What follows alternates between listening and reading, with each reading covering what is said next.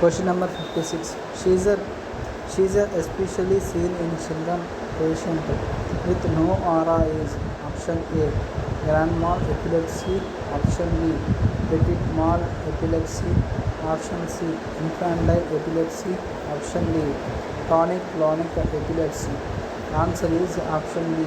Petit mal epilepsy. Options seizure.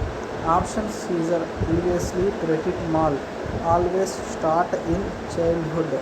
The attacks are rarely mistaken for focal seizures because of their gravity.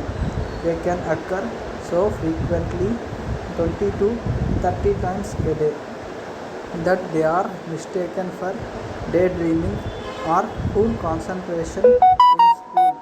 Reference from Davidson's Principles and Practice of Medicine, 22nd edition, page number 1181.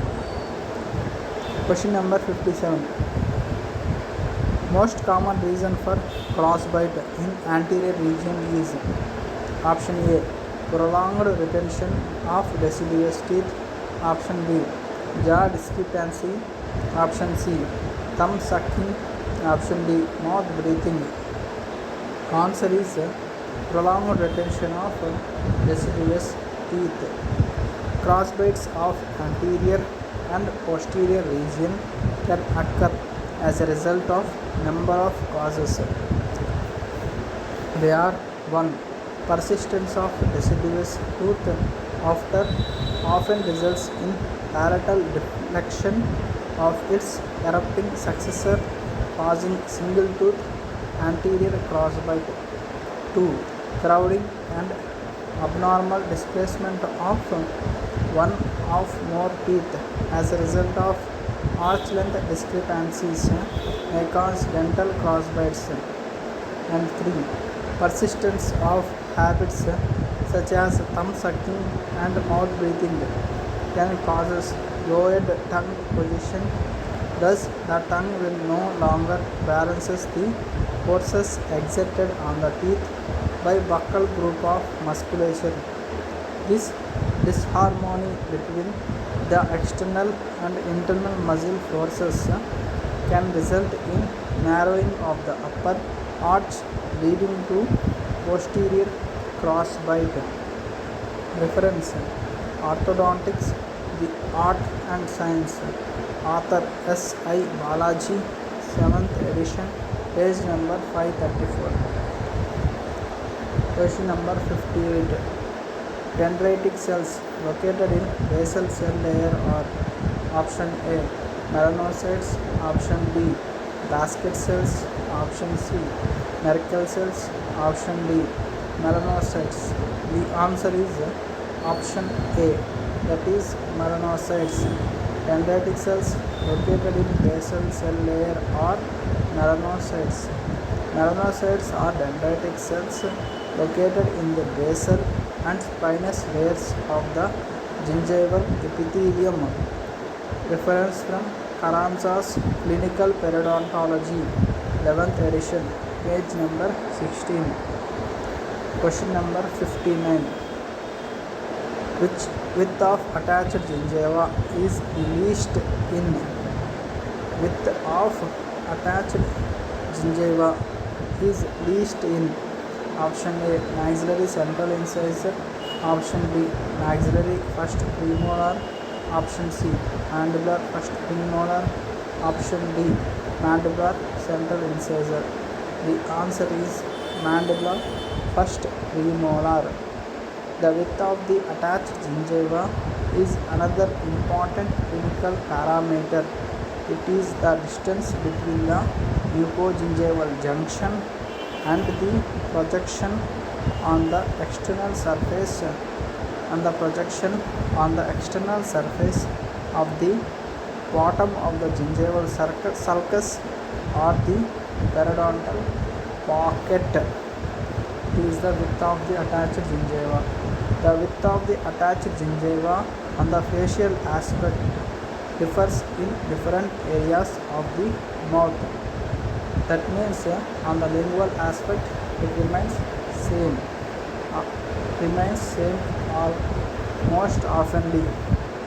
It is generally greatest in the incisor region, say about 3.5 to 4.5 mm in maxilla, 3.3 to 3.9 mm in mandible, and narrower in the posterior segments, say 1.5 mm in the maxillary and 1.8 mm in the mandibular first premolars. Reference from Carranza's Clinical Periodontology, 11th edition, page number 13. Question number 16. The cell which secrete maximum amount of antibodies. Option A, plasma cells. Option B, monocytes. Option C, lymphocytes. Option D, mast cells. The answer is plasma cells. The plasma cell is the antibody secreting cell. It is oval, about twice the size of a small lymphocyte, with an eccentrically placed oval nucleus containing large blocks of chromatin located peripherally, that is cartwheel appearance. The cytoplasm is large and contains abundant endoplasmic reticulum and a well-developed Golgi apparatus. It is structurally designed to be an immunoglobulin producing factory. Plasma cell is structurally designed to be an immunoglobulin, that is antibody producing factory. Plasma cells are end cells and have a short lifespan of 2 or 3 days. Similar to the end arteries, the plasma cells are end cells. They have a short lifespan of 2 or 3 days. Reference from Ananta Narayan and Panikar's textbook of microbiology, 10th edition, page number 138. Question number 61. In 6-year-old child, fear in dentistry is due to. In 6-year-old child, fear in dentistry is due to. Option A, subjective fear. Option B, objective fear. Option C, psychological fear. Option D, both psychological fear and objective fear. The answer is option A, subjective fear. Subjective fears are those based on feelings and attitudes that have been suggested to the child by others about him without the child having had the experience personally. The young, inexperienced child, hearing of some unpleasant or pain-producing situation undergone by a parent or others, soon develops a fear of that experience. Schoben and Borland reported that fear of dentistry in adults was based more on what they heard about the dentistry from their parents than on anything else. The fear of dentistry in adults was based more on what they heard about dentistry from their parents than on anything else. In children, as in adults, the greatest producer of fear is hearing unpleasant experiences in the dental office from friends or parents. This reference is from textbook of pediatric dentistry, Nikhil Marva, 3rd edition, page number 207.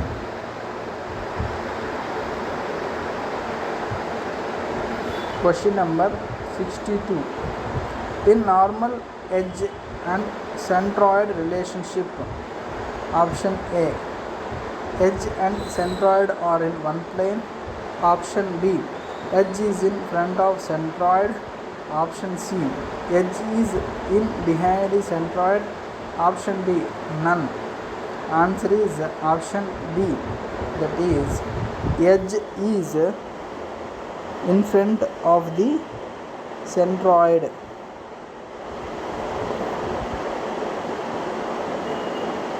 The relationship between the incisal edges of the lower incisors and the centroid of the upper incisor is called incisal edge centroid relationship. Incisal edge and centroid relationship. For a stable occlusion,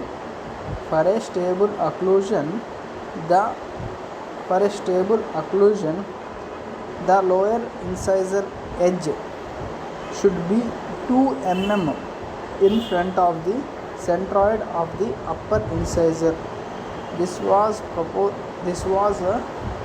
suggested or recommended by Houston in 1989. Reference from textbook of orthodontics, Sridhar Prem Kumar, page number 741. Question number 63. Dontrix force is used to measure. Question number 63. Dontrix force is used to measure. Option A. Measurement of wire strength. Option B. Measurement of force. Option C. Measurements of wires distortion. Option D. Measurement of wire deformation. The answer is option B. Measurement of force. Dontrix gauge is a precision instrument designed to measure the force used in orthodontics. It measures the forces of coil springs and elastic up to 16 ounces. Dontrix gauge is used to determine the force applied by the elastic springs. Dontrix gauge is used to determine the force applied by the elastic springs. Reference from textbook of orthodontics, Gurkirat Singh, page number 228. Question number 64. The highest point in concavity behind the highest point in concavity present behind the occipital condyle is option A. Basion. Option B. Bolton point. Option C. Corion. Option D. Gonion. Answer is option B. Bolton point. The highest point in concavity present behind the occipital condyle is Bolton point. BO, that is Bolton point, which is the highest point at the post-condylar notch of the occipital bone. BA, that is Basion. It is the median point of the anterior margin of the foramen magnum. And PO, that is Corion, that is the highest bony point on the upper margin of the external auditory meatus.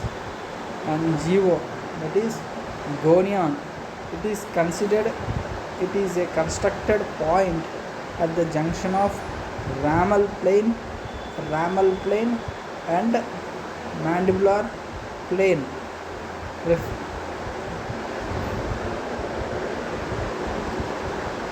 You can see this figure showing the landmarks and measure points approved for use by the first and second cephalometric workshop.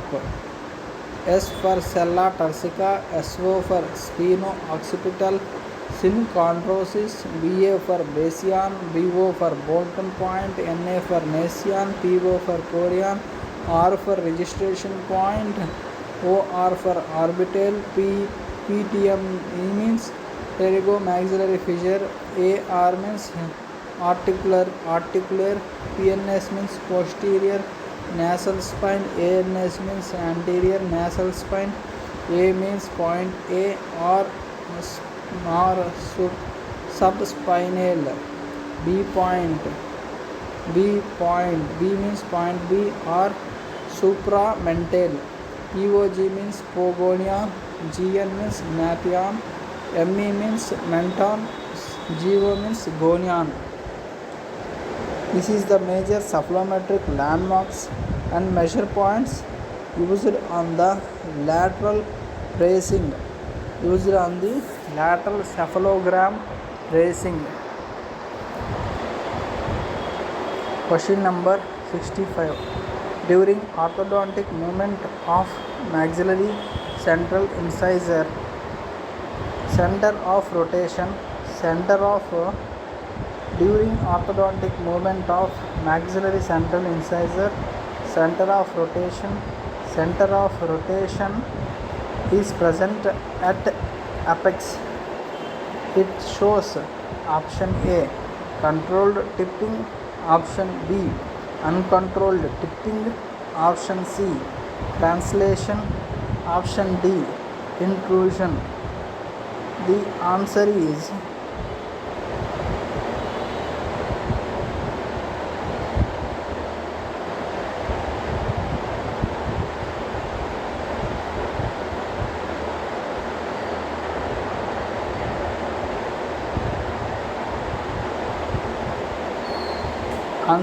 option A, that is controlled tipping. Controlled tipping of a tooth occurs when a tooth tips about a center of rotation at its apex. When its center of rotation at its apex. Here there is a lingual movement of the crown. Lingual movement of the crown with minimal movement of root in the minimal movement. Here there is a lingual movement of the crown, right, with minimal movement of the root in the labial direction.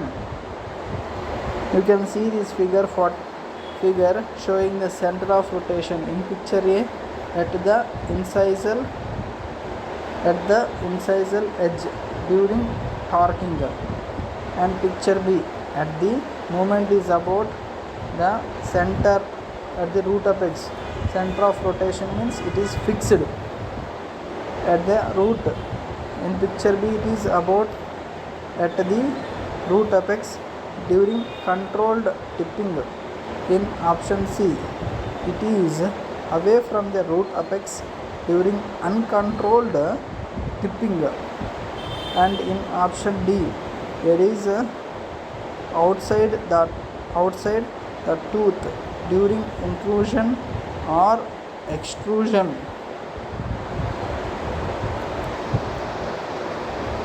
Question number 66. If center of rotation is present at the center of bracket slot, orthodontic movement that occurs is center of rotation at the center of the bracket means there is center of rotation means there is no movement of wherever the center of rotation is present, there will be no movement at that point. Then center of movement will be what? Option A controlled tipping, option B uncontrolled tipping, option C torquing, option D translation. The answer is option C torquing. The torquing can be considered as a reverse tipping characterized by lingual movement of the root. In torquing there will be a lingual movement of the root. Question number 67. An avulsed tooth before reimplantation should be treated with option A doxycycline, option B dexamethasone, Option C, ampicillin, and option D, ibuprofen. The answer is option A, doxycycline. Tetracycline is the first choice. Doxycycline is 2x per day for 7 days at appropriate dose for patient age and weight. The risk of discoloration of permanent teeth must be considered before systemic administration of tetracycline in young patients. In many countries, tetracycline is not recommended for patients under 12 years of age. By 12 years of age, the second permanent molar eruption will be completed. Hence, 12-year second permanent molars are also known as 12-year tooth. Right? In young patients, phenoxymethyl penicillin, that is penicillin 5, or amoxicillin at an appropriate dose for age and weight is an alternative to tetracycline. If the avulsed tooth has been in contact with the soil and if tetanus coverage is uncertain, refer to physician for a tetanus booster. Reference from McDonald and Avery's Dentistry for Child and Adolescent, 10th edition, page number 594. Question number 68. An ideal Question number 68. An idea of result of endodontic treatment is deposition of which of following at the apex? Option A, bone. Option B, cementum. Option C, dentin. Option D, PDL fibers. The answer is option D, PDL fibers. In young, incompletely developed teeth, the apical foramen is funnel-shaped with the wider portion extending outward. The mouth of the funnel is filled with periodontal tissue that is later replaced by dentin and cementum. As the root develops, the apical foramen becomes narrower. The inner surface of the root apex becomes lined with cementum, which may even extend for a short distance, say 1 mm or so, into the root canal. Knowledge of the age at which calcification of the root apex occurs is essential for endodontic practice. Knowledge of the age at which calcification of the root apex occurs is essential for endodontic practice, particularly when dealing with pulp involved or pulpless teeth of children and young persons. As a general rule, a root apex is completely formed about 2 to 3 years after completion of tooth. Reference from Grossman's Endodontic Practice, 13th edition, page number 242. Question number 69. The most important criteria in children using irrigation solution is. The most important criteria in children using irrigation solution is option A, volume of irrigant. Option B, thickness of syringe. Option C, concentration of irrigant. Option D, none of the above. Answer is option A, volume of irrigant. Each root canal is slowly irrigated with 20 ml of 1.5% sodium hypochlorite for 5 minutes, followed by irrigation with 20 ml of saline for 5 minutes. A closed end needle or the Endovac negative pressure irrigation system. A closed end needle or the Endovac negative pressure irrigation system should always be used to deliver the irrigation solutions during REP to minimize the possibility of extrusion of irrigants into the periapical space.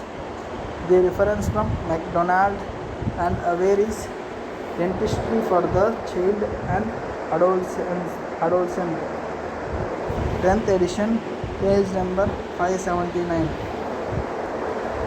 Question number 70. Non-active caries is distinguished by all except option A, covered by layer of plaque, option B, hard in consistency, option C, brown or black discoloration, option D, severe pain during caries removal. The answer is option D, that is severe pain during caries removal. An arrested enamel lesion is brown to black in color and hard, and as a result of fluoride may be more caries resistant than contiguous unaffected enamel. An arrested dentinal lesion typically is open, allowing debridement from tooth brushing, dark and hard, and this dentin is termed sclerotic or eburnated dentin. Reference from Studman's Art and Science of Operative Dentistry, 6th edition, page number 146. Question number 71. While taking the bite-wing radiograph, the dentist should keep the direction and angulation of the central ray. Option A, 10 degrees below the horizontal plane. Option B, 10 degrees above the horizontal plane. Option C, 10 degrees to the right. Option D, 10 degrees to the left. Answer is option B, 10 degrees to above the horizontal plane. Projection of central ray for molar bite wing. Project the central ray to the center of the receptor and through the contact of the first and second maxillary molars. Angle the central ray slightly from the anterior because the molar contacts usually are not oriented at right angles to the buccal surfaces of these teeth. A vertical angulation of 10 plus 10 degrees is recommended.